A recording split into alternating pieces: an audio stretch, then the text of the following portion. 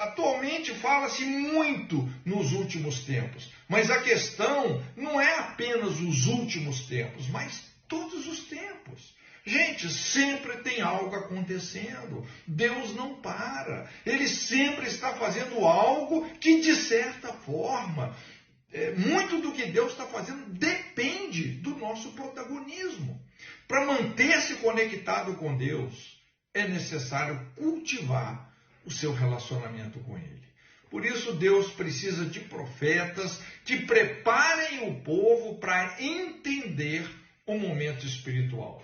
Inclusive, você vê que Jesus disse ali, respondeu de uma forma ríspida aos fariseus e saduceus, dizendo: nenhum sinal será dado àqueles que estão cheios de si mesmos, gente intransigente em relação aos seus pecados. A verdadeira adoração é morrer para si mesmo, para beber o cálice da vontade de Deus.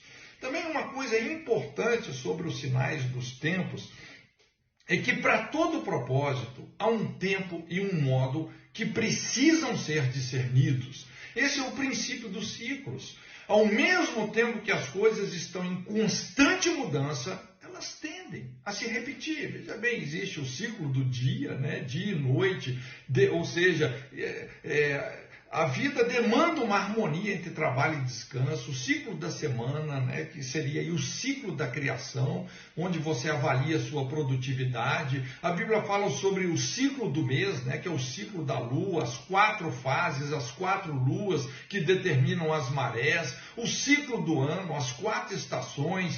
Então, veja bem, existe o ciclo virtuoso da obediência e também o ciclo destrutivo da iniquidade. Assim como o perdão e a obediência geram ondas de avivamento e santidade que se projetam no futuro, a amargura transforma a pessoa no seu agressor. Quem não perdoa, repete. E a vida da pessoa vira uma repetição de tragédias.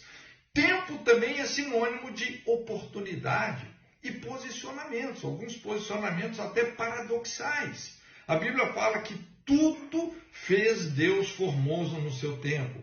Então, em Eclesiastes 3, a Bíblia fala sobre tempo de nascer e morrer, ou seja, o conceito bíblico de renovação está ligado com ressurreição.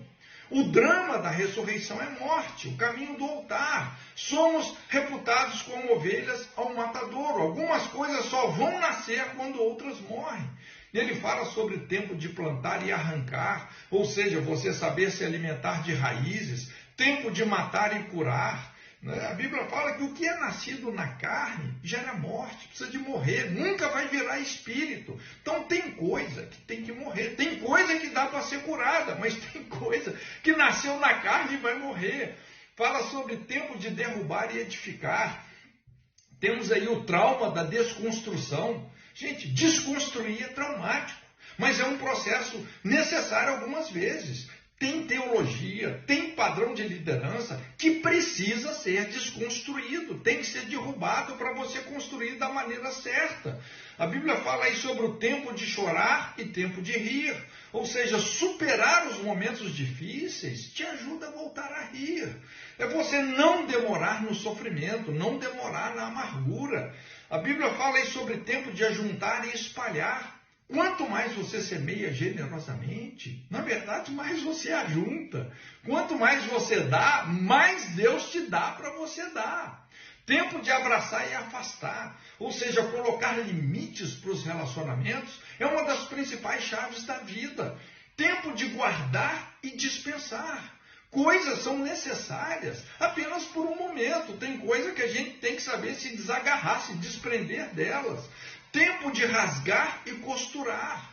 A morte de Jesus rasgou o véu do templo. Tempo de calar e tempo de falar. Que aqui nós vemos 2 erros crassos. Falar quando precisa calar e calar quando precisa de falar.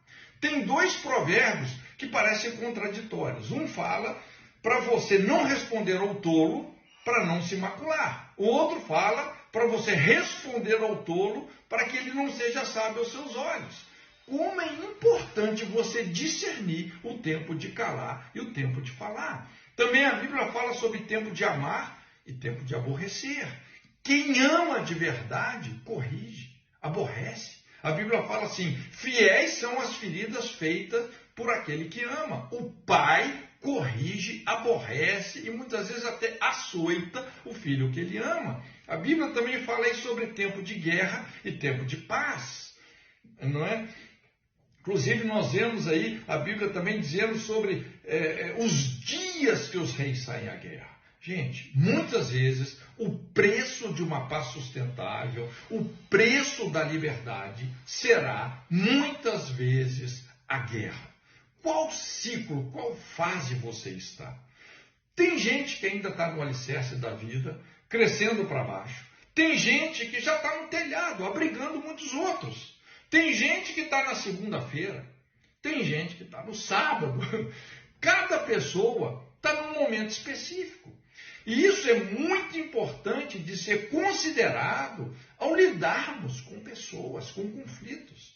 Jamais se esqueça que o tempo tem o poder de fazer mudanças inacreditáveis. De repente, o seu empregado pode virar o seu patrão pode virar o seu empregado, pode ser só uma questão de tempo. A gente vê isso ali com José, não é? Depois de 12 anos lá no cárcere, ele foi levantado por uma posição de governador sobre o Egito.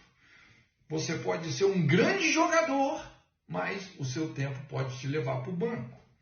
E uma coisa aqui muito importante, então, nesse texto, é que quando a gente fala sobre os sinais dos tempos, é importante nós entendermos que o sinal é Jesus. O sinal tem muito a ver, portanto, com a sua conexão com Ele. Eu não sei se você se lembra ali do aleijado no tanque de Betesda. Ele estava tão preso à tradição que ele não conseguiu ver que o anjo que movia as águas estava diante dele. Então ele estava ali por quase 40 anos.